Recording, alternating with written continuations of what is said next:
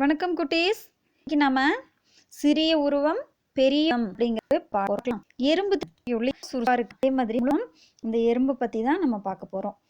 ஓ குட்டி எறும்பே, உன்னை பெரிய அரிசியை எப்படி தூக்கி செல்கிறாய்? எடே, பார்த்து கொண்டு இருக்கும் போதே நானும் சிரிந்து உன்னுடனேயே வந்திருப்பேனே என்றாள் கண்மணி.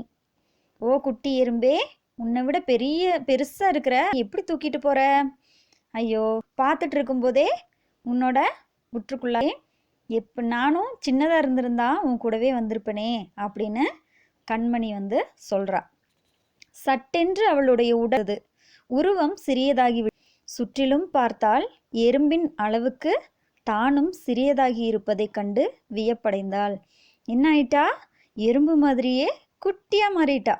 அவசையா நான் சின்னதாக இருந்திருந்தா நானும் உன் கூடவே வந்திருப்பேனே, உன் வீட்டையெல்லாம் பார்த்துருப்பேனே அப்படின்னு அதனால் கடவுள் குட்டியாக்கிட்டாரு.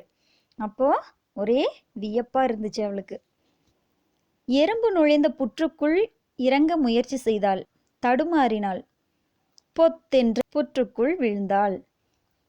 எறும்பு போகிற அந்த புற்றுக்குள்ளார போகிறதுக்கு முயற்சி பண்ணும்போது தடுமாறி பொத்துன்னு புற்றுக்குள்ளார விழுந்துடுறா. இத்தனை அறைகளா கண்டாள். எறும்பு புற்றுக்குள் அங்கும் இங்கும் சென்று பார்த்தாள். வியப்பு குறையால் புட்டு வெளியே வந்தாள். அருகில் இருந்த மரத்தடியில் என்ன பண்ணா, அங்கிருந்து புற்றுக்குள்ளார் போகும்போது பொத்துன்னு கீழே விழுந்துட்டா. விழுந்த உடனே உள்ள போய் பார்த்தா நிறைய அறைகள் இருக்கு. நம்ம வீட்டில் எப்படி படுக்கை அறை, பாத்ரூம் அந்த மாதிரியெல்லாம் இருக்கு இல்லையா, அந்த மாதிரி நிறைய அறைகள் இருக்கு. எறும்புக்கும் இத்தனை அறைகள் இருக்கா அப்படின்னு பார்க்குறா. சுற்றி சுற்றி பார்த்துட்டு அந்த வியப்பு குறையல. புத்தை விட்டு வெளியே வரா. வெளியே ஒரு மரத்துக்கடியில் உட்காந்துட்டா.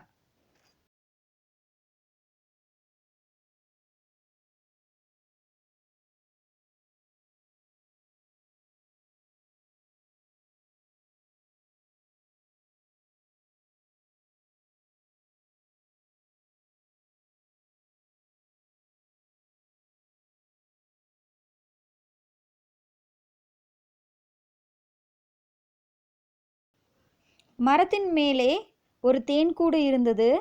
தேனீக்கள் எப்படி கூடு கட்டுகின்றன? இதனை சிந்தாமல் எப்படி சேமிக்கின்றன? அதையும் பார்க்க வேண்டுமே என்று நினைத்தாள். உடனே அவளுக்கு சிறகுகள் முளைத்தன. என்னாச்சு? மரத்துக்கு கீழே உட்காந்துருந்தா இல்லையா, அப்போது மேலே பார்த்தா ஒரு தேன்கூடு இருந்துச்சு. அப்போது என்ன நினச்சா அப்படின்னா, தேனீக்கள் எப்படி கூடு கட்டுது, எப்படி தேன் கீழே சொட்டாமல் தேனை பாதுகாக்குது அப்படின்னு தெரிஞ்சுக்கணுமே அப்படின்னு நினச்சா. சரியா? உடனே என்ன ஆயிடுச்சு? அவளுக்கு ரெக்கைகள் முளைச்சிருச்சு. சரியா? ஹூஹூவி அப்படின்னு மகிழ்ச்சியில் கத்தரா. பறந்து சென்று தேன் கூட்டுக்குள் புகுந்தாள். பல வகை தேனீக்களை ஆர்வமாக பார்த்தாள். இவ்வளவு சிறிய தேனீ இத்தனை வேலைகள் செய்கிறதா?